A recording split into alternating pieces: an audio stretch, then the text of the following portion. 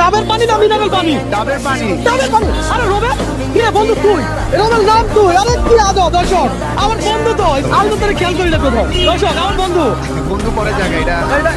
তোর কেরিয়ার তোর জায়গা, আমার কেরিয়ার আমার জায়গা। বন্ধু বন্ধু যায়, ঠিক আছে? তুই রিক্সা চালাস, আমি ভিডিও করি, কোনো অসুবিধা নাই। বন্ধুত্বের সম্পর্ক কি লুজ হইতে পারে কখনো? আপনি সারাদিন রিক্সা কয় টাকা কামাইছিস বল? বাইরে কিছু কোনো হবে এই কয় টাকা কামাইছিস? হবে 250 টাকা। 250 টাকা।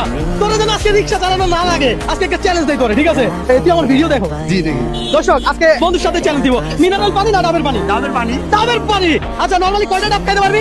3-4টা। 3-4টা। আর প্রত্যেকটা ডাব খাওয়ার জন্য আমি যদি তোকে 100 টাকা করে দেই, তাহলে তুই কয়শো ডাব খাবি? 4-5টা। 4-5টা খাবি? আরে বলে কি? দর্শক আজকে চ্যালেঞ্জটাই এমন। যারা থেকে আমার এই ভিডিওটা দেখলে একটু কমেন্ট করে জানান। পাশাপাশি আমার বন্ধুর সাথে চ্যালেঞ্জ শুরু হয়ে গেছে। দোস্ত খাওয়া শুরু কর, দেখা যাক তুই কেমন খাইতে পারস। এই চ্যালেঞ্জ যদি আমি আপনাকে দিতাম, আপনি কয়টা ডাব খাইতে পারতেন? আমার থেকে কত টাকা নিতে পারতেন একটু কমেন্ট করে জানান। আজকে চ্যালেঞ্জটাই এমন। ডাব খাবে, টাকা পাবে। তো এভাবে খাইবে, এভাবে খাইবে। খা, খাইতে থাক, একটু পড়ো, না পড়লে হয়, একটু পড়তে দে, দেখা যাক কেমন লাগলো। আলহামদুলিল্লাহ ভালো।